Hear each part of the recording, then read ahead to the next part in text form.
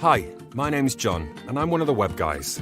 I'd like to tell you about our amazing product that I'm certain you'll love. There are lots of companies out there who offer website and business tools, from the very cheap do-it-yourself to the very expensive bespoke products. What we offer at the Web Guys is a unique package that we're sure will cater to all your business's needs. We'll deliver a world-class website that's created specifically for you and your business and with everything you need to manage it. It's so simple. All you have to do is choose a look and we'll do everything else. We'll design, build, set up and customize your website for you. You'll get that agency quality product from £29.99 a month and with no upfront fees to pay. To take advantage of our fantastic product, go to www.thewebguys.co.uk and simply click the Sign Up Now button and follow the instructions, which will only take a few minutes of your valuable time. Once you're done, you'll get all this plus lots more, and from only £29.99 per month. So, what are you waiting for?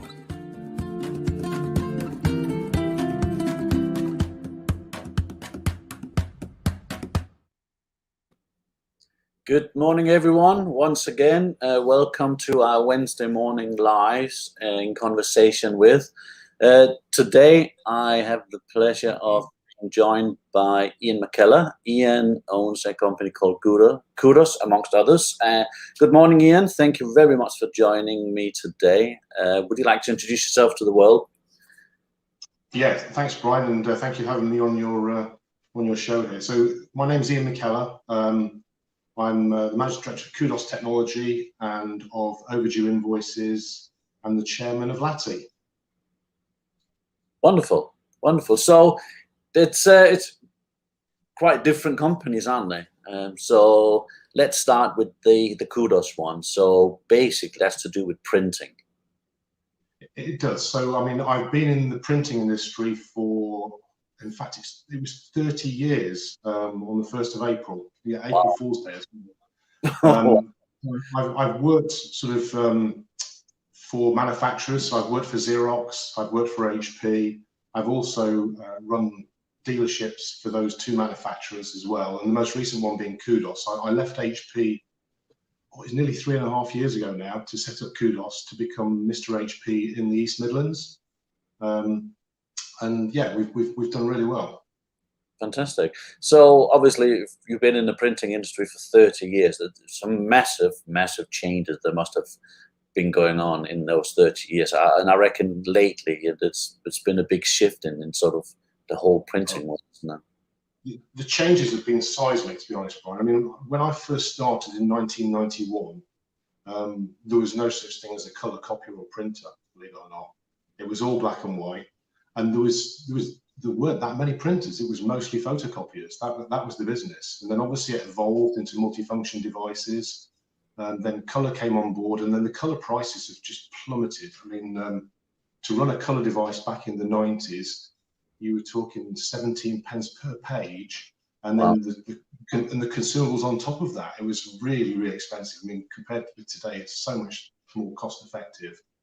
But the business, you're right, it has been through quite a transformation. The last 12 months have been, I think the best word is probably challenging. Most organisations like my own make their money from the revenue that we get off the clicks that people put on the machine, the actual prints that they do. And because people haven't been in their office, then the volumes have dropped massively, almost to zero in some of the businesses I look after. And what's also been interesting, and I knew that this was happening, there's a trend that's been going on for quite a few years now, where people were moving away from printing. And I think other organisations had a desire to do it, but couldn't actually make the transformation. And what's happened with COVID is because people have been forced to work from home, they found different ways of working, and the digital transformation has kind of kicked in. So it's enabled organisations to work with much better workflows and print. You know, they're no longer working on paper-based processes. You know, it's digital transformation. So a lot of the organisations that I have that are customers have told me that whilst their staff are starting to go back to the office now, they don't think they'll ever return to the same level of print volumes that they had previously. So it's all good news for the environment, not necessarily good news for guys like me that supply those equipment and make money from the clicks. I was going to ask you really who does print anymore? Because if I take ourselves as a business, I don't think I've physically done a single print for my business in 4 years now. So what sort of industries do actually still use print? Because as you say, most things surely has moved digital these days. Yeah, I think some organisers are still struggling because it's quite a seismic change for some large organisations to move over to digital transformation. So there are still paper-based processes. They're just becoming less and less. I mean, you think about years ago, you'd do your expense report, and it was always you were copying receipts, you were putting it all onto a form that you'd filled in, and then do multiple copies, one for you, one for the accounts department, etc., etc. And that's all been transformed digitally. So it is changing. I think eventually we'll get down to very little paper. I mean, Xerox were famously saying years ago, they were talking about the paperless office back in the 70s. And then they retracted from that in the 90s and said there'll be a paperless toilet before there's a paperless office. But I think with a lot, particularly smaller organizations, have really grasped the nettle in the last 12 months and taken the opportunity to revisit their processes and the way they work. And I think that's been a positive thing from COVID, to be honest. They've probably been forced into it more than anything else, haven't they? The whole situation. I think as people come in and see our live stream here, I will encourage everyone, if anyone has any questions they want to ask Ian about printing or printers or that whole industry, please put them into the comments box and we'll try and answer them best we can. Obviously, if there are questions that we're not able to answer, then we will come back to you after the show has gone off air and come back with a reply best we can. So I just want to put that out there. So obviously you can see in the stream as well a little ticker below. Please contact Ian through all of his websites and channels as well. But we'll wrap that up before we close the show. So this whole printing, it's interesting because I remember back in the days, as you say, it was mainly schools, wasn't it? They had these massive, big photocopy machines, and if you were cold one day, you would just go in there and stick your hand close to it, and you would be sweating within minutes, wouldn't you? Because there were huge energy-consuming machines on there. So, but to what they are today, that technology has kind of evolved actually, Brian. So that was laser technology and had a fuser unit in there, and it would reach 300 degrees. I mean, just to basically melt that toner onto the paper. There's newer technology out now that's kind of ink-based. It doesn't have that fuser technology. It's a lot more environmentally friendly, and that's taken over. The speeds are so much quicker. I mean, you can get a desktop device now that's 60 pages a minute for less than £500. And the quality is excellent. It's much more economical to run and much better for the environment. So there's been some changes with the technology as well. Sure, they've had to adapt, I assume, to all these new sort of ethical ways of operating.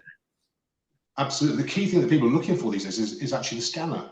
The scanner has become more important than the printer in many ways, because people are wanting to send batches of documents to a PDF or whatever and save them electronically. So I think that's one area where there's been a big growth. That was going to be my next sort of question, because what does these big companies do? If I just think of my accountant would be an example. They got stacks and stacks and stacks and stacks of paper. It must be an enormous task to turn them digital. Do they buy one of these super efficient scanners to do it, or is that a service they buy in, or how does that work?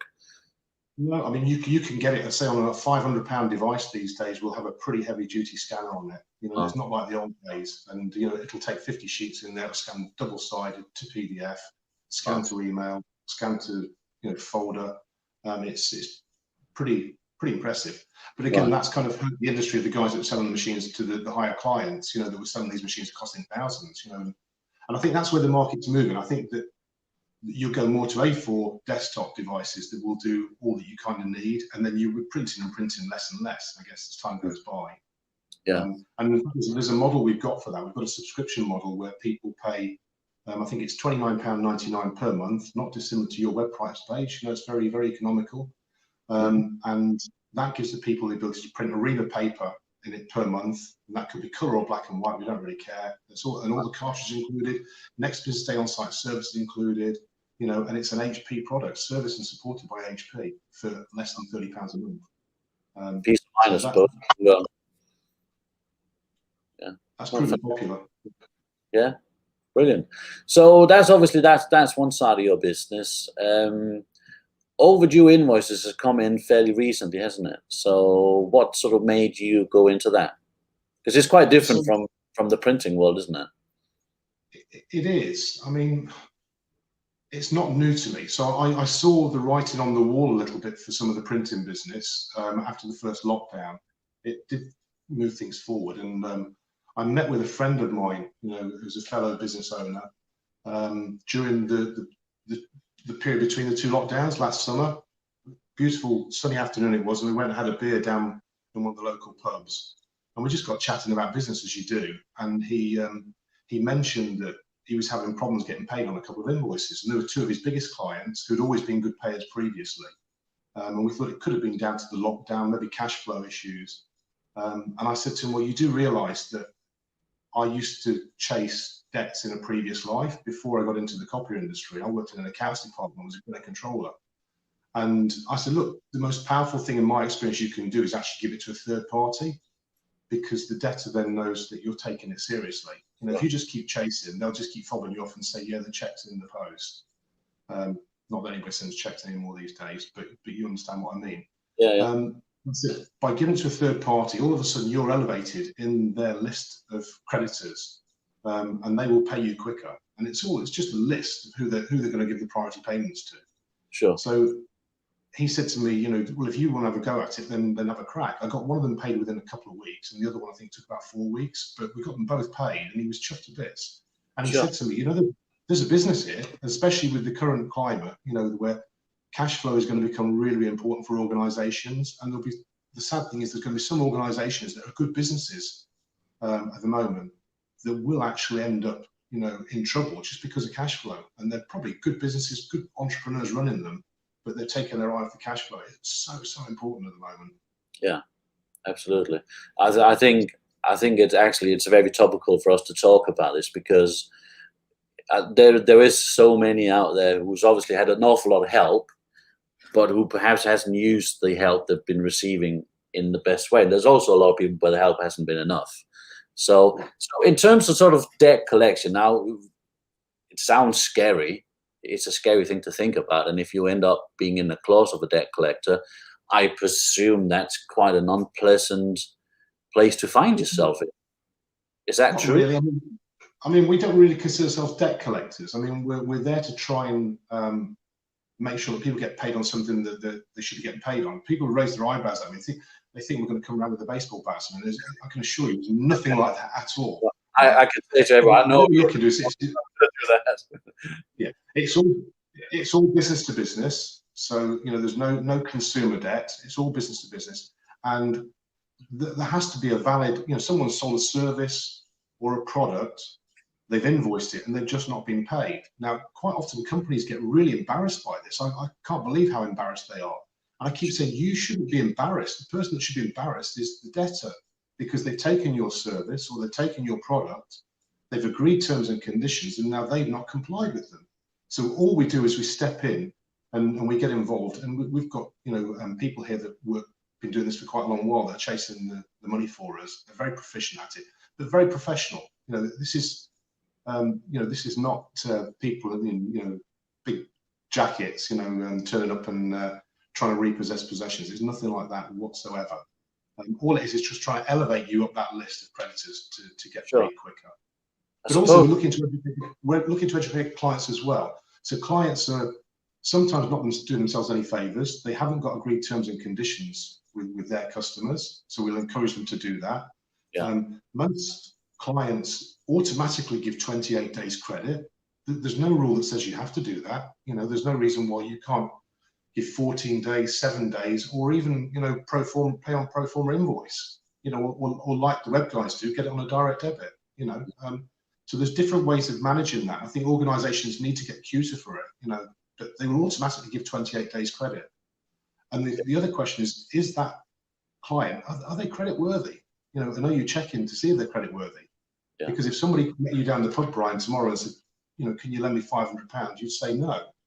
Yet you're quite happily going to give them £500 worth of product or service in the hope and the prayer that they're going to pay you in 28 days' time. I think that's a very, very good point. And I think that there's a lot of education that's missing in this. And I think especially with smaller businesses, entrepreneurs, small business owner, one-man bands, is that most companies don't actually realize that as soon as you raise an invoice, whether you give it a 7-day or 2-week, the invoice is actually due on the day it's raised. Because that's, for example, if you're VAT registered, you have to then account for that VAT on the day it's raised. It's not when it's paid. And there's a big thing there with people not actually knowing that. I think also I could imagine, now I can say this because I'm, as you know, I'm not British, I'm Danish, but I've lived in the UK now for 20 plus years. I assume there's a lot of British people are very polite people.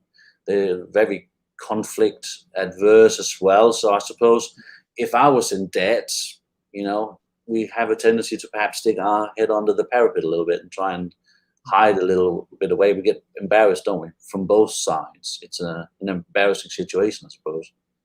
We do. We've got a classic example of that one from a few weeks ago. We had a guy who was owed £15,000, and believe it or not, this debt was nearly 2 years old, right? Wow. And it got to that stage, there'd been a standoff, and it had got embarrassing, I think, for both parties, in fairness. And we stepped in. I got it paid within 48 hours. Wow. That's just a third party coming in and being, you know, completely separate to all the issues, all the history, and just say, look, you know, is it due? Is it valid? Yes, yes, yes. When will you pay it? Yeah. Sometimes it just helps someone else to sort of break that sort of loss of face, I suppose. Between absolutely. So it's I think that sounds like a fantastic service that you're providing there. So in terms of sort of actually providing that service to companies out there at the moment, is there an issue with collecting that? Because the reason I'm asking is that I was having a chat. It wasn't doing a live. It was in a networking meeting where I did a one-to-one with someone who was in the rental space, accommodation rental space, and they were having some real issues with missing rental payments and all that kind of stuff. And they couldn't really chase it because the government has put these rules in place where you can't evict people, and therefore tenants are taking advantage, not paying their rents and stuff, and they can't really chase the rent because there's nothing they can really do at the moment. Is that the same for the debt sort of resolution that you provide? No, there is actually government guidelines that help with this, you know, and you can charge late payment fees. So we've got two ways that we do it with our clients, how we charge them. One is that we take 10% of the invoice value, and that's usually if they want to really preserve the relationship with the client going forward. The other way is, and it's all legit within within English and Welsh law, that we can charge a late payment fee, and it's all legislated, it's all there in black and white. Now, quite often the clients say, well, why don't I just do that myself? Well, you've not been able to get the debt in at the original amount, so you want to put more money on the top and then try and get it. It's not going to happen. Yeah. But we step in and we can apply it by the law. We understand the legislation that's behind it, and we get the debtor to pay the late payment fee, which again is absolutely permissible under the law. But it's because the client has then actually incurred costs in bringing that money in. That's how it becomes legitimized. You know, you can't be seen as a customer to be trying to profit by applying the late payment fees yourself. And I think that also you would damage the relationship with the client without a doubt if you tried to do that. Yeah, that makes sense. But the beauty is, once we've done this once for a client, so if we preserve the relationship with them, that's always our intention. What happens is, all of a sudden, that our customer is now much higher up the creditor list with that debtor. So the next time their invoice goes in, it gets paid a lot quicker because they don't want to get charged the payment fee. Of course. You know, it kind of really works for the client really quite nicely. Right. Yeah, I can see that makes sense because they don't want to incur that fee again. So I can definitely see that making sense. Okay, that's cool. Listen, I wanted to talk to you a little bit about as well because now everything is opening up again. I know you're a very keen golfer, and you talked to me about this golfing networking thing that you're part of. Is that something that's still gonna go ahead? Is that gonna start up? Has it started up? How does people sort of get in contact with that? Yeah, so the golfing network is called For Business, and that's for as in FORE, you know, as in the golfing term. They're nationwide. In fact, they're international now. They've got networking groups in America and Spain, I believe. I think there's actually one in Dubai as well. Wow. But it's fantastic. I mean, it was set up in the UK, and it's basically designed for, I think it's for golfers to have an excuse to get out on the golf course and put it through expenses, but meet with other golfers that are business owners. And it's been a fantastic network for me. I've met some really interesting people, done some business. It's been really, really good. In fact, I played yesterday in their events. So they did lockdown, obviously, during the lockdowns when you couldn't play golf, but when they came back, we got to play. And it's very inexpensive. I think it's about £80 a month. And you get to play once at your home club in a monthly competition, which was the one I played in yesterday, and finished joint first. Lost on the back nine, sadly, but quite happy with so early in the season. You get a free 4-ball at that club as well during the month, so you can go and entertain clients. You also get to go and play one other club in the area where there's a network group as well. So the local ones, you, Brian, there's one at Newark, which is really, really good. Okay. And then there's one at the Nottinghamshire, but they're all over the country. I mean, if anybody's interested in sort of coming along, I think I can get you a golden ticket where you can come along and play for free and get a feel for it, get a feel for the guys that attend. And yeah, but it's great fun, really good fun. I keep threatening to come and join in one of these events. It's the terrible, sad fact is that is it 3 weeks ago? I think it was the Easter Sunday. We went out and we had a first round of golf in 18 months. Can you believe? It's just crazy. Crazy to think about. So it was really nice, and once you're done, you sort of promise yourself, we've got to do this more often. But 3 weeks has passed and I've not touched the bats, in the 3 weeks they're going. So I'm gonna have to make good of my word and come and join you in one of those events for sure. So there's golfers of all standards there as well. There's some relative novices, and it's just a great bunch of guys that just go out, play golf and talk business. It sounds absolutely fantastic. What better way to network, really? It's hard to imagine. Yeah. Listen, everyone's sort of either watching it now or later, because this stays on Facebook and it stays on YouTube on our channels there. So if you want to join Ian in one of these golf networking events, please do get in touch with him. If you have any questions about anything to do with any form of printing, Ian is most definitely your guy. His website is here, as you can see. It's going to stay social media links, and connect with Ian on Facebook, LinkedIn, where you can find him, and also his Overdue Invoices.co.uk.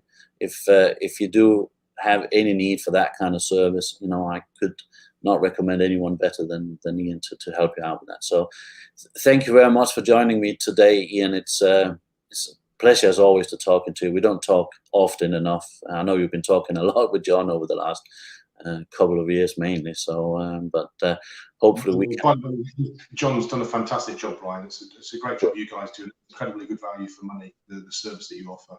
It's our pleasure. It's our pleasure. And we gotta have to, as the summer gets a bit warmer, make sure that we meet up for a round of golf. Yeah, definitely. Yeah. So thank you very much for joining me. And for everyone out there watching, thank you for watching. I will be live again next Wednesday at 10 o'clock, where I will be joined by Heidi Setzfield, who is a virtual assistant, and she's going to explain to us what that's about. So feel free to join us then. And until then, have a great week, and I shall see you all again